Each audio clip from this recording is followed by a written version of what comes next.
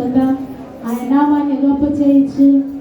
అనేక చోట్ల ఆయన నామానికి ఇప్పటికే గొప్ప చేయపరుచున్న విధానం బట్టి ఆయనకు స్తుతులు స్తోత్రాలు చెల్లించుకుంటాం. ఆయన ఏదైనా చేయగలడు. ఆయన కథ మొత్తం మార్చగలిగిన దేవుడు మనకున్నాడు కనుక నిశ్చయుడికి తండ్రి సమాధానకర్త నిశ్చయానికి స్తుతులు స్తోత్రముల ప్రభా. మా స్తుతికి కార్యభూతుడగు మా దేవానికి స్తుతులు స్తోత్రముల ప్రభా.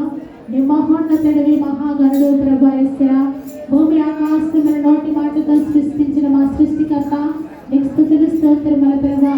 నాయనా, మేమేమై ఉన్నాము నీ దయ నీ కృప నీ జాలి వలన దేవా.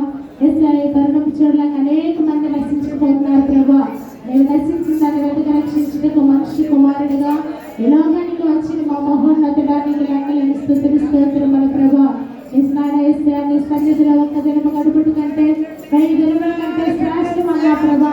మేమంతా రావగా మేమందరం వచ్చి నిన్ను స్తుతించి నిన్ను గణపరిచి నిన్ను ఆరాధించి నీ నామాన్ని గొప్ప చేయటకు నీవు ఇచ్చిన అవకాశాన్ని బట్టి నీకు స్తుతులు స్తోత్రముల ప్రభా.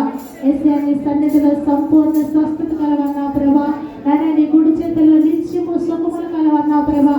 అట్టి వారిగా మేము ఉండుటకు నీ కృప మాకు దయచేయండి ప్రభా. దేవా, కూడి చేత ప్రతి ఒక్క బిడ్డను దీవించి ఆశీర్వదించండి ప్రభా. రావాల్సిన బిడ్డలు రావడానికి నీ సహాయం నీ శక్తి నీ బలమును దయచేయించండి ప్రభా. నాన్న, ఆశ్చర్యమైన నీ వెలుగులో మేమందరము నాన్న ప్రకాశింప చేయడానికి నీ సహాయం మాకు దయచేయించండి ప్రభా. గొప్ప రక్షకుడా నీకే స్తుతులు స్తోత్రముల ప్రభా. నాన్న, నీ దైవజనుని బట్టి ప్రార్థించున్నాం ప్రభా.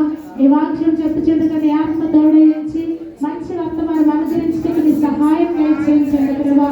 నీ వాక్యం విని విడిచిపెట్టకుండా మా మధ్యలో కలిపోసుకుని నా భాగ్యం నాకును మాకును దయచేయమని ఈ చిన్నపాటి ఆరాధన నీ భాషని చేర్చుకోమని యేసుక్రీస్తు పరిశుద్ధ నామాన్ని బట్టి అడిగి వేడుకుంటున్నాం పరమ తండ్రి.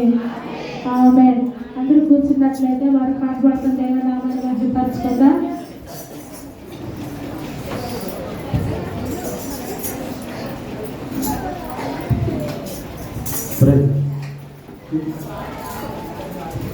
హల్లెలూయా.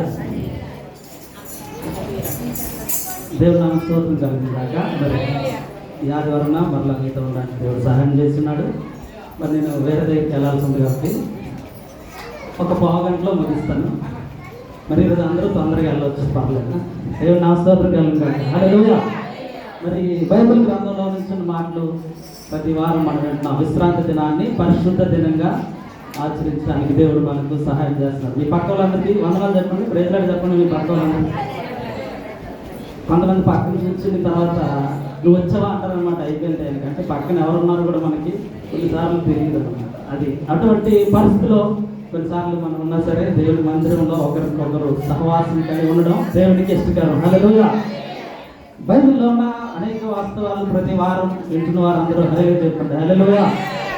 మరి కొన్ని ఇబ్బందికరమైన పరిస్థితులు కష్టములు మన జీవితంలో వచ్చినప్పుడు ధైర్యం కలిగి ఉండడమే ఈ వాక్యంలో ఉన్న మార్గము. హల్లెలూయా.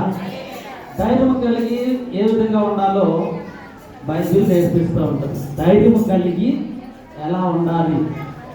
ఈ లోకంలో ఉన్నది ఏది కూడా ధైర్యాన్ని కలిగించలేవు. మన దగ్గర కొన్నిసార్లు డబ్బు ఉన్నా సరే మనకు ధైర్యం రాదు, ధైర్యము ఉండదు. కానీ దేవుని విషయంలో ఉన్న శ్రద్ధ మనకుంటే అదొక ధైర్యాన్ని మనకు కలిగిస్తూ ఉంటుంది. హల్లెలూయా. ఒక ఆవిడ అనుకుందంట, ఎందుకు ఈ జీవితం, చచ్చిపోతే బాగుంది అనుకుంటుందంట. ఒక ఆవిడ అనారోగ్యం వచ్చి ఏమనుకుంటుంది, ఎందుకు ఈ జీవితం, చచ్చిపోతే బాగుండు అనుకుంటూ ఉంటుందంట. దానివల్ల ఉపయోగం ఉంటుందంటారా?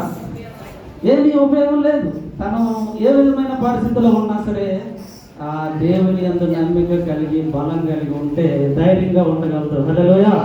ఈ రోజున మనం కూడా ధైర్యము కలిగిన మాటలు మన జీవితంలో వినబడుతున్న సందర్భంలో